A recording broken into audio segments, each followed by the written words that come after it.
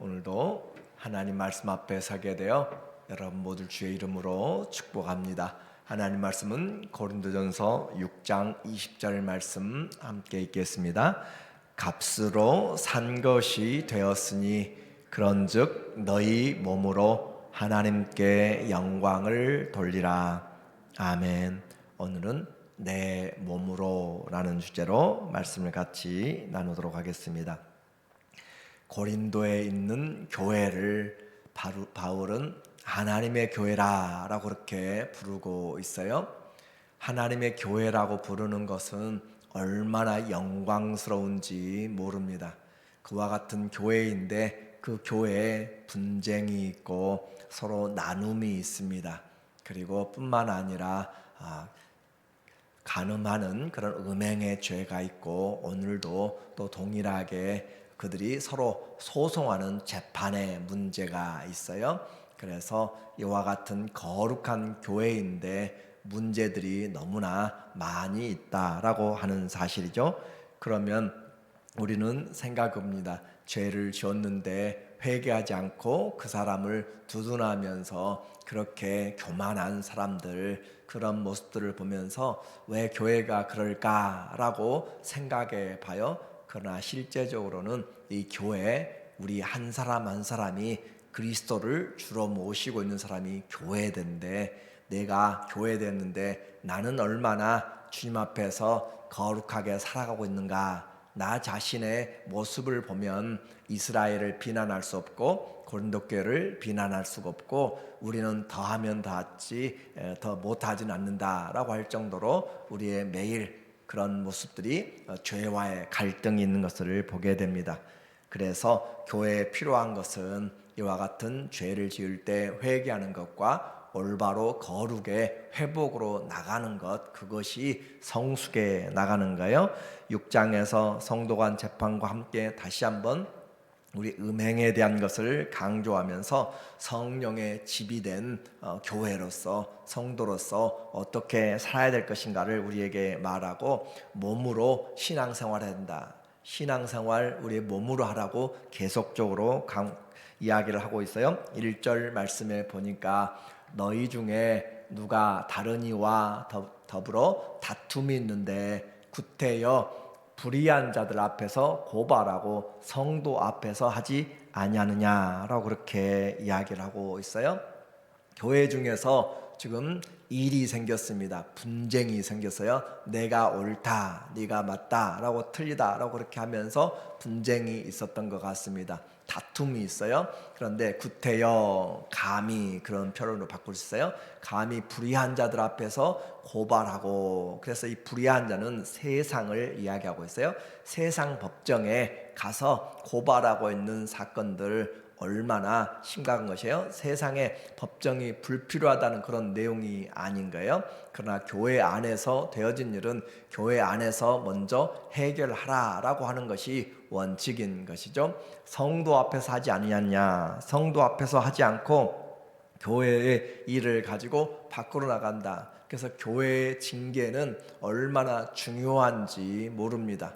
그래서 우리는 마태복음 18장에서도 우리에게 말하기를 너희 중에 누가 형제가 시험에 들거나 또 다툼이 있거나 그러면 가서 먼저 조용히 권면하고 또 두세 사람이 가서 또 리더들이 가서 그렇게 하면서 그래도 책망을 듣지 않고 회개하지 않으면 교회에서 이야기하라 라고 하는 것처럼 교회는 최종적인 성도 신앙의 판단을 하게 되는 거예요.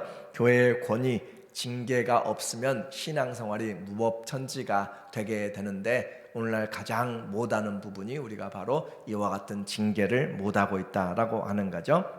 징계는 히브리서 12장 9절에도 사랑하는 자를 위하여서 아버지가 아들을 징계하는 것 같이 한다라고 그렇게 표현하고 있습니다. 그래서 징계는 심판이 아니라 권면이고 돌아오게 만드는 그런 사랑의 표현이 징계다. 자식을 사랑할수록 채찍을 아끼지 말라라고 잠언은 우리에게 이야기를 하고 있어요. 무조건 내 아들 내 자식이라고 감싸주면 나중에는 정말로 돌이킬 수 없는 그런 죄를 범하게 됩니다. 교회는 이와 같이 세상의 법정보다 더 우위에 있는 그런 영적인 질서가 있음에도 불구하고 왜 이와 같이 지금 교회에서 해결하지 않고 밖으로 갔는가? 그것은 두 가지 아마 이유가 있을 것 같아요. 교회가 약하게 보이고 전문적인 그런 모습으로 그것들을 해결할 능력이 없던지, 또 하나는 그 사람들이 교회를 무시하고 가볍게 여기고 세상으로 그렇게 나가서 들으려고 아예 했던지, 교회에서 이야기하면 너무나 가볍게 여기기 때문에 교회의 권위를 무시하였다라고 하는 것이죠. 그러나 교회의 영적인 권위는 세상의 그 어떤 것과도 비교되지 않습니다. 2절에서 성도의 권위, 교회의 권위를 이야기해요. 성도가 세상을 판단할 것을 너희가 알지 못하느냐. 성도는 나중에 세상을 판단하게 됩니다. 그리고 뿐만 아니라 세상도 너희에게 판단을 받겠거든 지극히 작은 일을 판단하기를 지금 감당하지 못하겠느냐. 그래서 세상에 되어진 일도 전부 판단하는데 지금 두 사람 분쟁에 대해서 교회가 성도들이 판단하지 못하겠느냐라고 하면서 또 하나의 판단의 대상이 있는데 3절에 우리가 천사를 판단할 것을 너희가 알지 못하느냐. 하거든 하물며 세상 일이랴. 자, 두 사람의 일, 세상의 일, 뿐만 아니라 영적인 천사들까지도 판단하게 되는 것이 바로 성도입니다. 성도는 그리스도와 함께 주님이 오시게 될 때 그리스도와 함께 영광의 보좌에서 세상을 판단하게 되고 천사들의 불법한 일에 대해서도 판단하게 됩니다. 그러므로 성도의 권위는 얼마나 영광스럽고 놀라운지 우리는 우리 스스로가 그렇게 판단을 버리고 또 주님이 주신 왕 같은 제사장인데 그런 것을 무시하고 살아가니까 우리에게 서로가 권위가 없고 서로가 신뢰가 없어지게 되는 거예요. 가볍게 여기는 것입니다. 재판은 우리가 한 사람의 시비를 듣게 되면 그 사람이 옳은 것 같아요. 시기한다 그 말은 물이 끓어오른다 그 말이라고 그랬잖아요. 그런 것처럼 재판은 절대 한 사람의 한쪽 면만 들으면 그 사람이 맞는데 그렇게 하지 말고 양쪽을 다 들으라. 그리하면 또 다시 균형을 잡게 된다라고 하는 것이죠. 그래서 우리가 이 재판하는 목적은 누구를 정죄하기 위한 것이 아니라 살리기 위한 것이죠. 죄를 범하였어도 권면해서 살리기 위한 것이고 우리에게 이 신앙은 죽이는 정죄가 아니라 살리기 위한 것. 주님도 우리에게 정죄가 아니라 살리기 위하여서 하신 것처럼 그래서 성도의 생명은 사랑은 살리기 위한 목적으로 권면도 하고 우리가 위로도 하고 구제도 하고 모든 것들을 하는 것이에요. 그래서 우리는 원수 갚는 것이 아니라 살리는 일, 이와 같이 재판이 무너졌다라고 하는 것, 성도 간의 재판이 밖으로 나갔다, 둘이 해결이 안 돼서 밖에까지 나갔다라는 것 자체가 벌써 신뢰가 무너졌다라고 하는 것이고 세상의 부끄러움을 나타내는 것이죠. 7절에 말씀하기를 너희가 피차 고발함으로 너희 가운데 이미 뚜렷한 허물이 있나니, 피차 고발해서 나도 무고죄로 당신이 이렇게 사기죄로 하면서 서로가 고발한 것 같고, 그래서 이미 뚜렷한 허물이 있다. 하나님 안에서 서로가 좀만 양보하면, 그렇죠? 조금만 양보하고 조금만 손해보고 조금만 마음 넓히면 덮어주고 그렇게 할 것인데, 서로 자존심을 통하여서 세상으로 나가서 내가 옳다라고 하면서 그 많은 변호사비를 써가면서 시간을 끌어가면서 자존심과 가정과 모든 것이 무너져가는 거예요. 그래서 너희 가운데 뚜렷한 허물이 바로 우리 안에서 해결하지 않고 있다라고 하는 것이 허물이고, 차라리 불의를 당하는 것이 낫지 아니하며 차라리 속는 것이 낫지 아니하냐, 사랑하는 형제 자매에게 좀 내가 손해보고 하는 것이 낫지 않냐, 너희는 불의를 행하고 속이는구나, 그는 너희 형제로다 라고 그렇게 말하고 있어요. 이런 재판이 일어나는 이유는 둘 중에 한 사람은 분명히 잘못을 하고 있고 둘 중에 한 사람은 거짓을 말하고 있기 때문에 그런 것이죠. 이미 불신의 관계가 주님 안에서 주님을 다 같이 믿고 있지만 불신의 관계가 그 주님의 사랑보다는 서로의 그런 감정들이 앞서기 때문에 주의 사랑과 용서함은 안중에 없기 때문에 그렇습니다. 하나님을 경외하고 두려워할 줄 알면 거짓을 회개해야 된다. 그래서 9절에 우리에게 이야기해요. 불의한 자가 하나님의 나라를 유업으로 받지 못할 줄을 알지 못하느냐. 미혹을 받지 말라. 음행하는 자나 우상 숭배하는 자나 간음하는 자나 탐색하는 자, 미동들을 그렇게 색을 탐하는 자나 남색하는 자, 동생 연애하는 자들, 도적이나 탐욕을 부리는 자나 술 취하는 자나 모욕하는 자나 속여 빼앗는 자들은 하나님 내 나라를 유업으로 받지 못하리라 라고 그렇게 이야기를 했어요. 그래서 하나님의 나라, 우리가 들어가는 것을 너무 쉽게만 생각하지 말고 삶으로 살아내야 된다. 이것은 지속적인 것을 이야기합니다. 우리 성도들이 이와 같은 죄를 안 짓는가? 다 짓잖아요. 그럼에도 불구하고 여기에서 이렇게 말하는 것은 지속적으로 반복적으로 지어지는 그와 같은 습관적인 것을 말하고 있어요. 옛사람으로 여전히 살아가고 있는 고린도 교회 어린아이 같은 신앙에 대해서 이야기합니다. 그러므로 오늘 우리에게 주님은 우리 안에 거하신다라고 함으로써 다시 거룩하라고 이야기해요. 구별되라고 이야기합니다.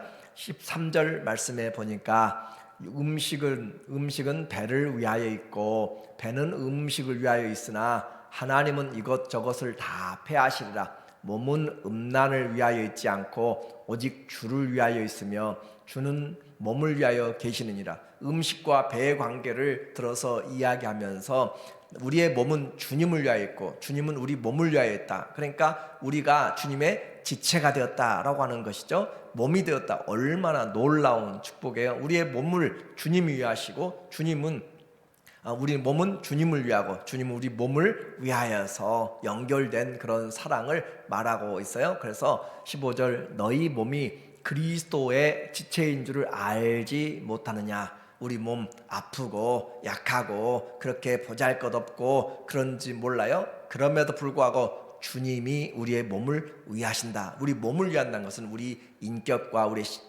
우리의 삶 전체를 위한다는 것을 지금 말하고 있어요. 그래서 하나님이 우리를 위하고 있다라는 사실을 귀하게 생각하시고 우리의 주름이 진 모습이나 우리의 팔과 다리 그 모든 것들에 대해서 하나님이 우리를 만드시고 주신 것이고 이 몸이 주님에게 속한 지체다라고 하는 사실이 우리에게 놀라운 그런 은혜인 것이죠. 백악관은 그 안에 어떤 건물이든지 그 대통령이 거하는 것으로 구별된 것처럼 우리의 몸은 하나님이 위하시는 그리스도가 위하시는 것이에요. 그래서 내가 그리스도의 지체. 자, 여기서 표현도 분명하잖아요. 우리 몸, 내 몸이 아니에요. 그리스도의 지체라라고 이야기하고 있어요. 성도 여러분이 각각 지체들을 바라본 것도 내가 아니라 그리스도의 지체라라고 생각한다면 얼마나 존귀한 그리스도의 지체들이 이 자리에 있는지 우리는 너무나 놀라운 은혜인 것이죠. 그래서 내가 그리스도의 지체를 가지고 창녀의 지체를 만들겠느냐? 결코 그럴 수 없느니라. 그래서 그리스도의 지체와 반대된 것이 바로 창기의 지체, 장녀의 지체라고 그렇게 표현을 하고 있습니다. 우리가 주님을 믿을 때 모든 것이 변하게 돼요. 주인이 변하게 됩니다. 17절 말씀에 더 분명한 말씀이죠. 주와 합하는 자는 한 영이라. 자, 우리가 그리스도의 몸이라고뿐만이 아니라 그 몸을 움직이는 한 영이 주님과 함께 한 영이 되었다. 그래서 우리의 온 그리스도를 믿는 우리가 주인이 바뀐 것이고 주와 연합되었다는 것을 우리는 이미 알고 있는 거죠. 우리가 예수님 믿는다라고 하는 것은 입술의 고백만이 아니라 마음으로 믿고 입으로 시인하여 그래야 해서 그리스도와의 연합, 그의 죽으심과 그분의 부활하심에 연합됨으로써 하나 된 것이죠. 그래서 주와 합하는 자는 한 영이라. 우리는 주님과 너무 멀리 떨어져 가지고 그렇게만 생각하는데 주님은 우리 몸을 위하시고 그리스도의 지체로 나를 생각하시고 우리의 모든 것이 주님과 연합돼서 하나라. 그러니까 우리가 한마디로 성전이란 말이죠. 우리의 안에 이것을 우리에게 말씀하고 있어요. 음행을 피하라. 주님이 함께 하는데 더러운 그런 음행을 피하라. 사람이 범하는 죄마다 몸 밖에 있거니와 음행하는 자는 자기 몸의 죄를 범하느니라. 우리는 구약에 얼마나 아름다운 성전을 보아요. 하나님의 영광이 그렇게 머물러 있었고 그곳에 나가는 자가 어떻게 나가야 될지를 성전을 통하여서 알고 있어요. 그와 같이 하나님의 영광스러운 것, 그 세상의 모든 것과 구별되는 것. 그런데 그 성전이 지금 우리가 되었다는 거. 우리가 그 이스라엘의 성전이 우리가 지금 성전인데 그 성전을 함부로 하고 있으면, 쓰레기같이 사용하고 있으면 안 되는 거죠. 예루살렘 성전을 쓰레기처럼 여기고 그렇게 한다면 안 되는 것처럼 우리가 하나님의 성전인데 그와 같이 얼마나 하나님 앞에 살아가고 있는가. 그래서 이 성전이 된 것에 대해서 19절을 다시 말씀하고 있어요.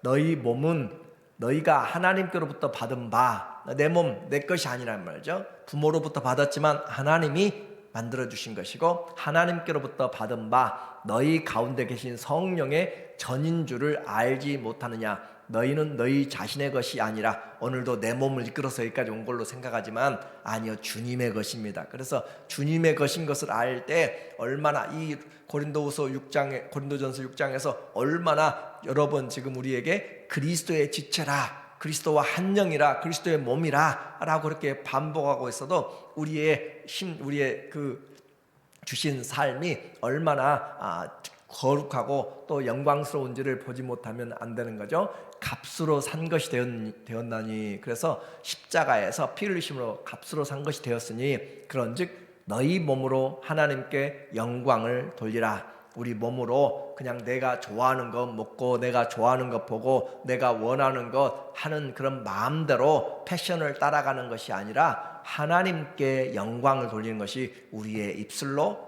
우리의 생각으로, 우리의 마음으로, 우리가 그리스도를 옷 입은 것으로 그렇게 나타내는 것이에요. 그래서 고린도 음란한 도시라고 이야기했습니다. 가장 음란한 도시, 그곳에 주님은 지금 고린도 교회를 하나님의 교회로 부르시고, 다른 어떤 성경의 그런 편지들보다 성전이라는 표현을 반복하여 사용합니다. 고린도전서 3장 16절에도 말하기를 너희가 하나님의 성전인 것과, 우리가 하나님의 성전이다, 하나님의 성령이 너희 안에 거하신 것을 알지 못하느냐라고 하면서 하나님의 성전을 이야기하고, 또 6장 오늘 읽었던 19절에도 너희 몸은 너희가 하나님께로부터 받은 바 너희 가운데 계신 성령의 전인 줄을 알지 못하느냐. 알지 못하고 지금 생활하고 있으니까 좀 알아라 라고 하는 거죠.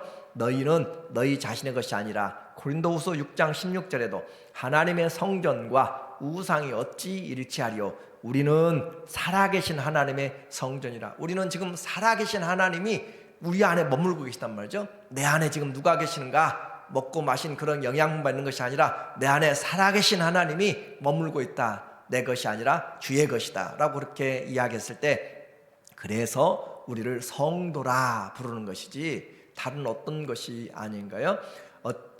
이와 같이 하나님께 내가 너희 가운데 거하며 두루 행하여 나는 그들의 하나님이 되고 그들은 나의 백성이 되리라.